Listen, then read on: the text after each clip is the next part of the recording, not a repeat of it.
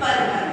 ठीक है, आज मैं पदबंध पढ़ाऊंगी, लेकिन उससे पहले पदबंध पढ़ने से पहले सबसे पहले हमें व्याकरण के विषय में बताऊंगी। ठीक है, व्याकरण का निर्माण 3 शब्दों से होता है, जैसे वर्ण विचार, शब्द विचार और वाक्य विचार। पूरी की पूरी जो व्याकरण होती है शब्द विचार, वर्ण विचार, वाक्य विचार पर। अब जैसे वर्ण विचार है, जैसे आप देखिए वर्ण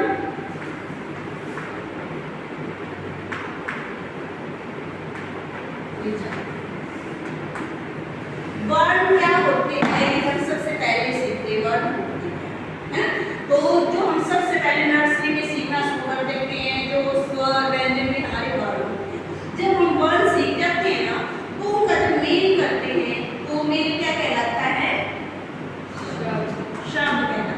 ठीक है, जैसे कि वर्ण हो गया, जैसे मैंने लिख दिया यहाँ पर क, म और ये हमारे जब अलग अलग हैं तो ये हमारे क्या हो गए हैं? वर्ण। ठीक है, अब इनका यदि हम मेल करेंगे, जैसे कि इसका मेल कीजिए क्या बन गया? कमल। तो ये हम क्या कहेंगे इसको? शब्द। तो इसी प्रकार से ये शब्द जो है ना, इसमें कोई भी व्याकरण का नियम लागू नहीं। ठीक है, जैसे व्याकरण के कारक जब हम वाक्य में प्रयोग करते हैं तो व्याकरण के नियम लागू हो जाते हैं ना, लिंग वचन कारक काल का प्रभाव पड़ता है, तो इस पर नहीं पड़ता है। तो ये शब्दांतर होता है ना। इस प्रकार से इसकी परिभाषा होती है कि वर्णों के सार्थक मेल को शब्द कहते हैं। उसमें सार्थक इसलिए यदि आपने बोल दिया कि वर्णों के मेल को शब्द कहते हैं तो आपका गलत है ना। क्यों? क्योंकि वर्णों का मेल को हम बिल्कुल ऐसे नहीं कर सकते। देखो म ल क, अब ये देखो इसका कोई शब्द नहीं है, तो ये इसका कोई अर्थ ही नहीं निकलता, नहीं ना। तो इसका मतलब ये शब्द नहीं। तो सार्थक का मतलब होता है स प्लस अर्थ, यानी अर्थ के साथ।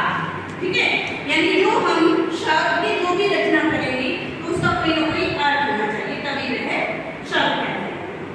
अब शब्द का जब हम वाक्य में प्रयोग कर देते हैं तो क्या बन जाता है? पद बन जाता है। जैसे कि मेरे पास कमल का फूल है। ठीक है, तो कमल का फूल यानी मैंने लिखा मेरे पास कमल का फूल है। ठीक है, अब देखिए आप यहाँ पर वर्ण, यहाँ पर वर्ण का मेल किया शब्द, यहाँ पर शब्द को हमने वाक्य में प्रयोग कर दिया, तो ये हो गया हमारा पद। जो कि देखिए अभी ये है ना शब्दांतर नहीं, यहाँ पर शब्द जो है वह शब्दांतर है ना, और यहाँ पर जो है इस पर व्याकरण के नियम लागू हो गए। ठीक है, यानी ये एक वचन के साथ यदि हमारे पास एक वचन है तो इसका एक वचन में प्रयोग, बहुवचन है तो बहुवचन में प्रयोग, कारक जैसे का कारक चिन्ह का प्रयोग हो गया है ना। इस प्रकार से जब शब्द के साथ व्याकरण के नियम लागू हो जाते हैं तो क्या बन जाता है? पद बन जाता है। ठीक है, अभी हमारा क्या विषय था? पदबंध। ये पदबंध से है ना, आपने पद तक पता चल गया, पद तक पता चल गया। अब पदबंध क्या होता है? पद और बंध, यानी पद आपको पता है, बंध यानी बंधन।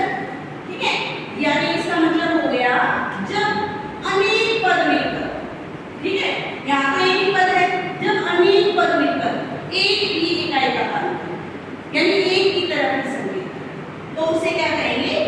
पद।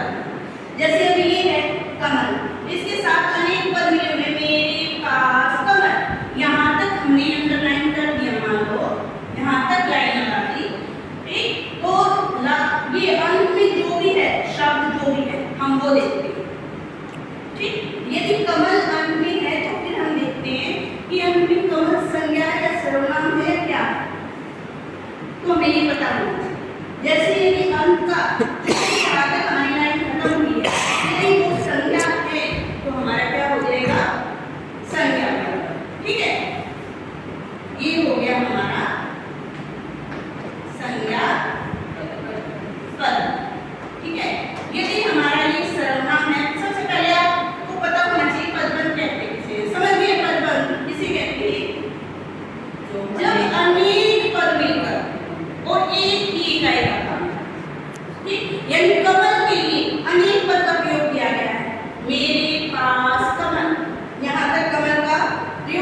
लेकिन अंडरलाइन